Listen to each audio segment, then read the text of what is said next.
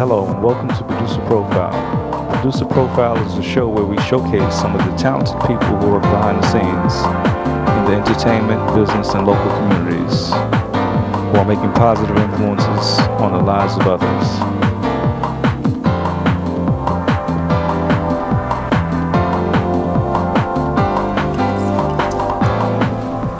Oh, welcome to Producer Profile. I'm Stella Winston. And I'm Jim Hill.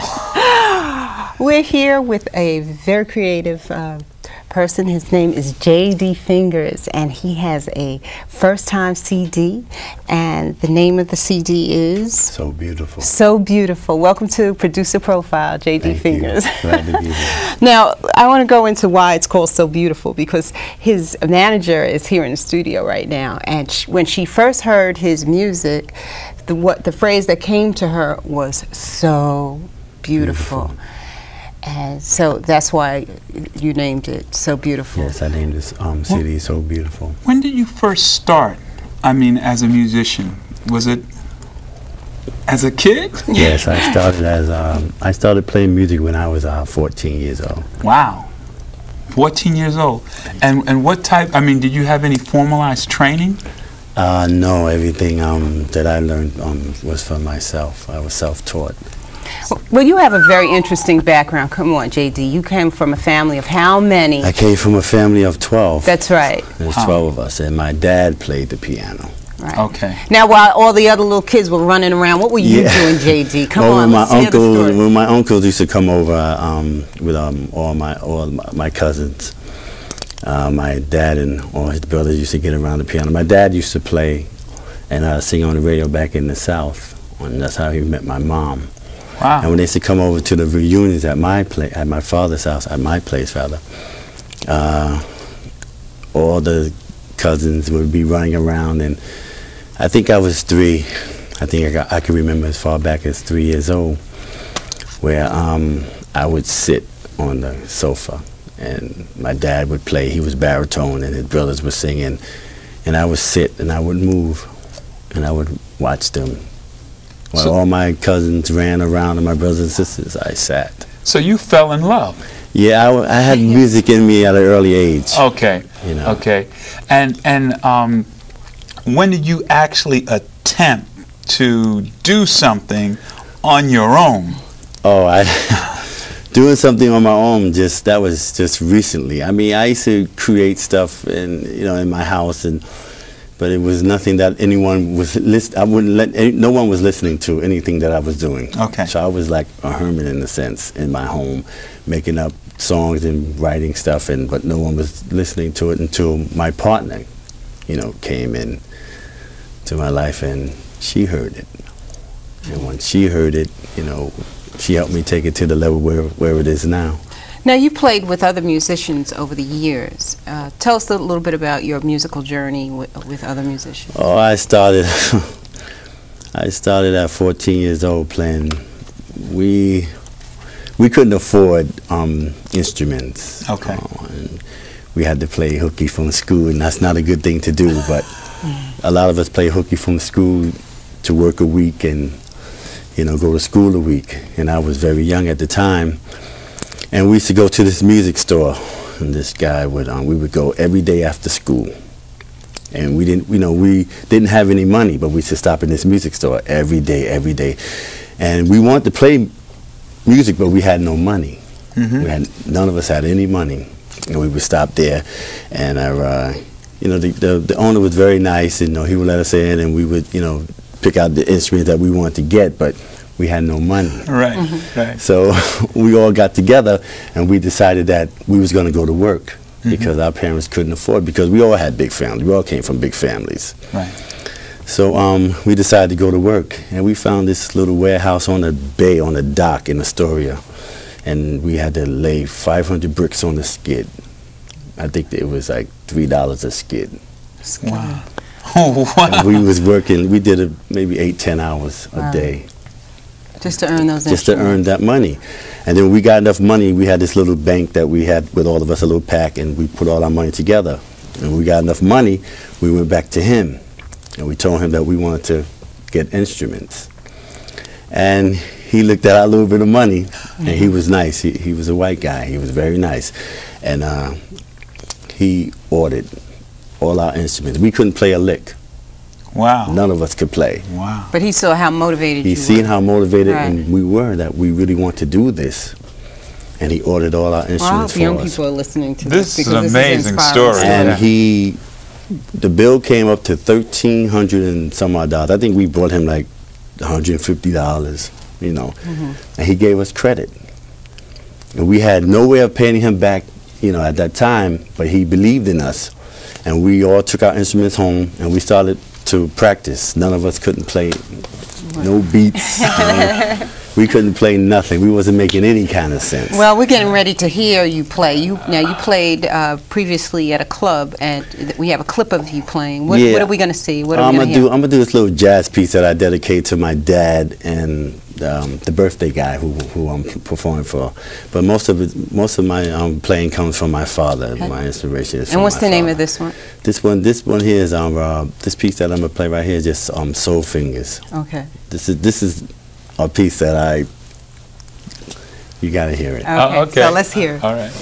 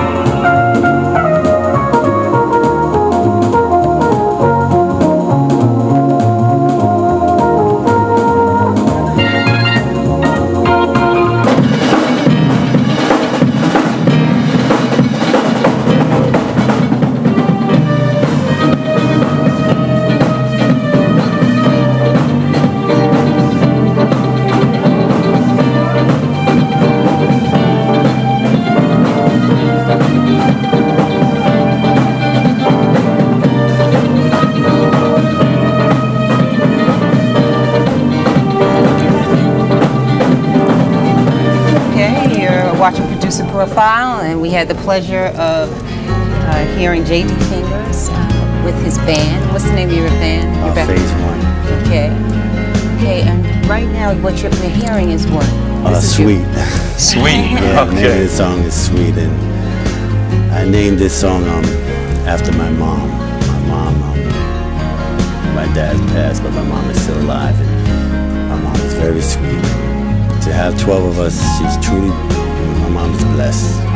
Beautiful brothers and sisters, very supportive. All my functions, and whatever I do, they're there, they support me. You know, Wow. totally. But my mom's been through a lot, you know. And Okay, let's talk about your creative process. Okay, how do you write a song? Is this something, do you get up in the morning and say, well, at 8 o'clock I'm having my coffee and at 8:30 I'm going to write a song? Or what happens? Or No, does it just come to you? What goes well, on? when it's a mood, it's a feeling that it comes from inside of me. All my music comes from inside of me, inside of my heart and my soul. That's where I write from. You know, I don't do a lot of dotting down on the paper. You know, it comes from inside of me. I could sit at the piano and don't know exactly where or what I'm going to do. It'll come to me, just come right out of me. And once I start playing and I get that first note and that first melody, the song takes me away.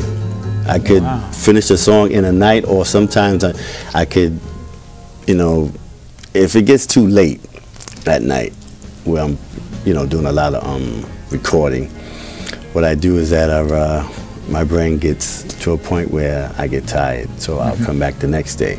But my creativity comes from inside of my heart and my soul. Now, writing a song is one part of the process. Then comes the mixing part.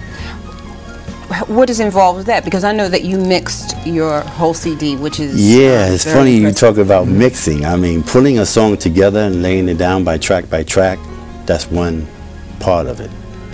And to me, that's an easy part for me. But when it comes to mixing and edit, that's really a difficult part of music. Mixing is time consuming, it's perfection. You have to get everything at a perfection and at a level. Don't you have to be an engineer to do that? Yes. Are you an engineer? No. No.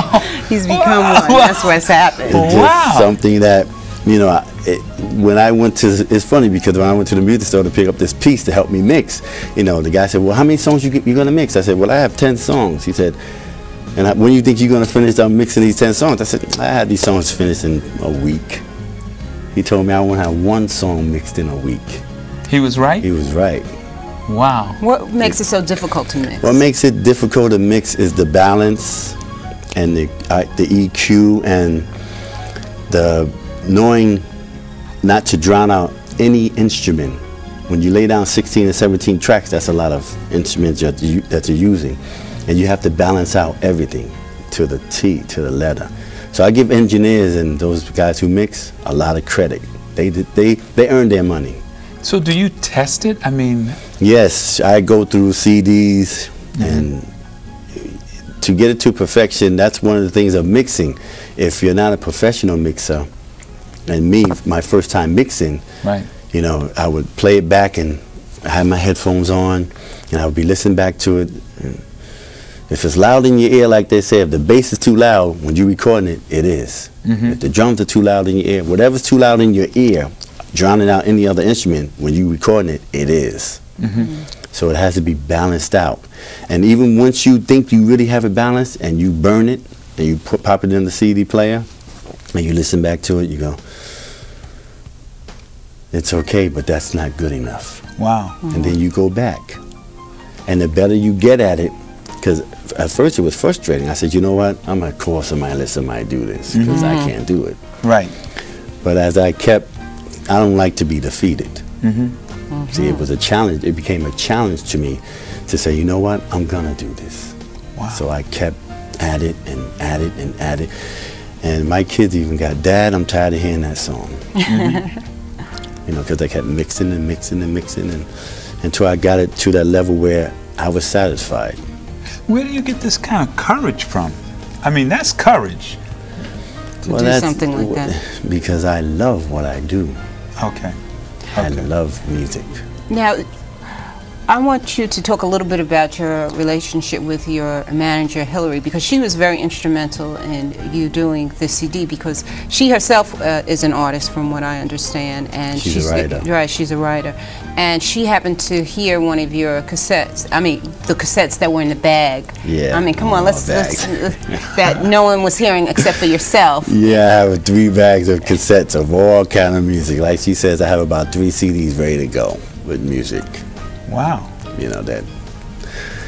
And one day, I met her, and you know, I let her hear one of my tunes, and the name of this tune that she heard was "You Came My Way," and she cried.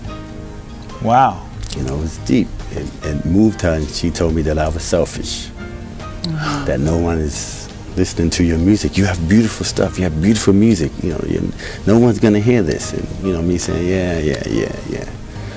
You know, and then I let her hear a few other pieces, and she encouraged me to, you know, to get myself moving.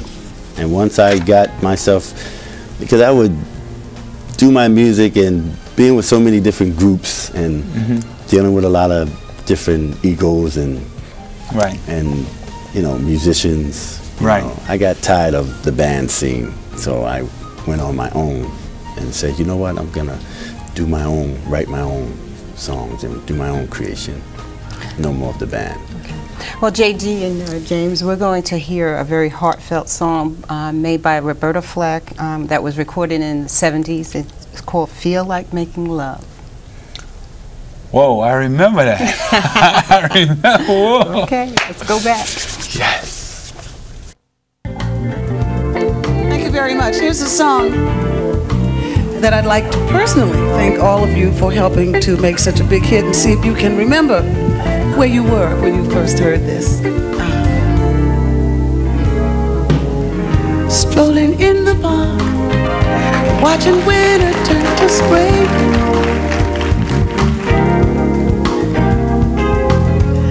Walking in the dark, seeing lovers do their thing. Ooh, that's the time.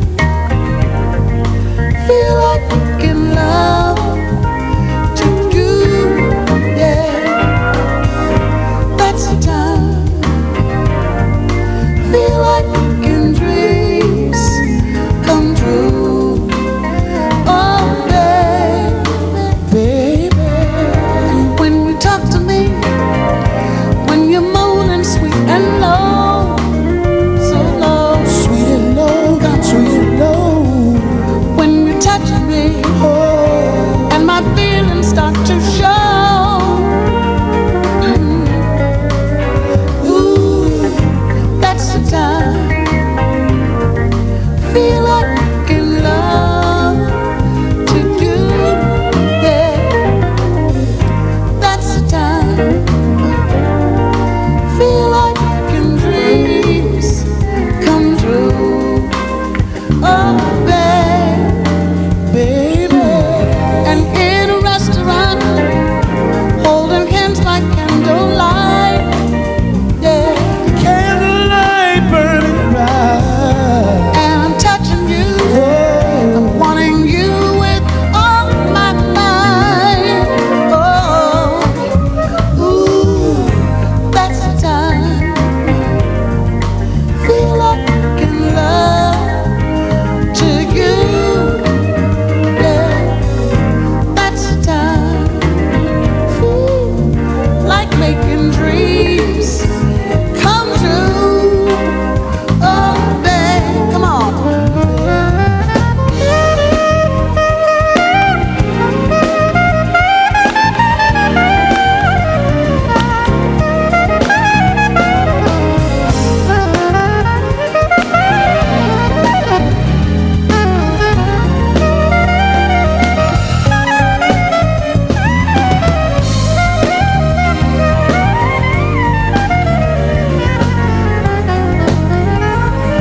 I wanna make love to you, baby. I wanna make love to you, yeah.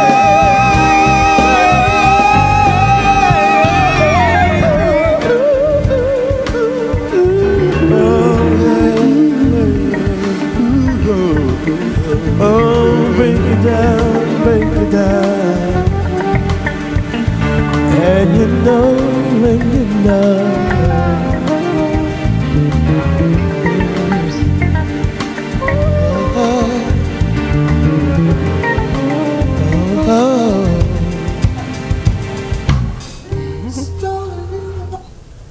We're here with J.D. Fingers, and we were talking about his CD. And the name of the CD is called J.D. Fingers, So Beautiful. Now, fathers are very important in a child's life, especially for young black men. Oh, yeah. In this country. And you have a song that you dedicated to your father called Dance with the Angels. So tell us a little bit about that one. Yeah, my dad, you know, was a great inspiration to me, and you know, I was very fortunate to have my dad in my life. You know, it's very important, and I miss him a lot. And the CD really inspired me to finish the CD, to do the CD for him. You know, Dance with the Angels is a song about him in heaven. That's where he is now. He's dancing with the angels. And just thinking about him, you know, I get a little, but it's very important for...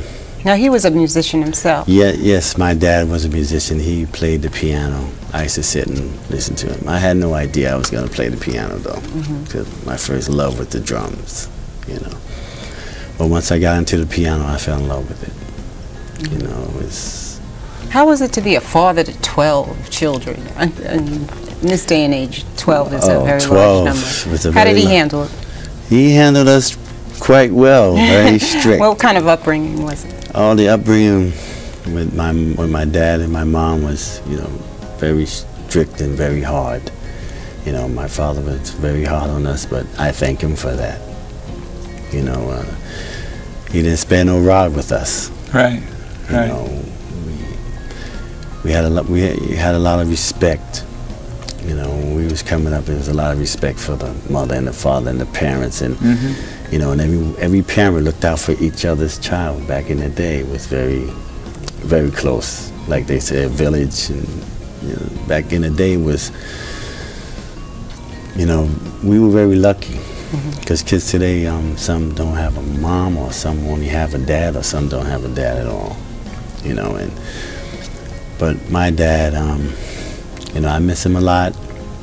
You know, my mom is still alive, and I'm blessed to still have her in my life, and I cherish her with every day that I live. My dad gave me life. Now, you're an independent artist, meaning that you're not with a major or record label. If someone wants to get a hold of So Beautiful, how could they get a hold of your CD? Oh, they can get a hold of my CD. The name of my production is High Note. The name of is High Noted. The name of my email is High Noted, HYNOTED @AOL.com. The number is 212-712-7401. Now, can they actually hear the music? I mean, if they get into your... if they get into my my business phone, yes, they'll hear a clipping. Oh, they'll hear a clipping. Yeah, Okay. They'll hear a song. Is that the new way to go? Because you take a guy like Prince, who moved away from the record labels, and he decided to do it the same way you're doing it. Well, I don't know a whole lot about, you know, labels and record companies, and I've heard a lot about, you know, from experience and listening, because I listen to a lot of artists. Right. And I watch a lot of TV, and I listen very closely to what they've gone through. A lot of people are going independent. Right. It's not easy. You have to spend your own money. You have to do your own promoting, your own footwork, you know, your own selling door to door, hand to hand. I want to be picked up by a distributor. You know? Okay. If a label does decide to pick me up, it has to be a good deal for me too, not just for them. Right. See, because I could write and arrange and produce everything that I need to do. I don't need an arranger or producer or anyone to do anything for me. I need them to get my music out there. Would you be willing to do something for somebody else now? I mean, you take like Terry Jam. I wish I knew these guys' names, who are helping Janet Jackson and other people. Jimmy Jam and Terry Lewis. Right, right. I mean, do you think you could be on that level where you could take an artist and make that artist happen with your music? Absolutely, no question. Only thing I need is a shot. That's all I need. But what if two people are looking for a shot? I mean, for example, I saw this young girl. She's probably a sophomore, okay? And we were fixing her up to model. She was about 5 foot, maybe 8. And I said, oh, she'd be a great model, so-and-so and so-and-so. And she started singing. And I said, oh my goodness, this girl could sing. Now what she needs is someone like you. Well, maybe she'll get someone like JD. You hear that? He's available. Yes, so how can they reach you real quick? They can reach me at 212-712-7401. Thanks for coming to Producer Profile, JD Fingers, and he has a CD called So Beautiful. Is there something else that you wanted to say, JD?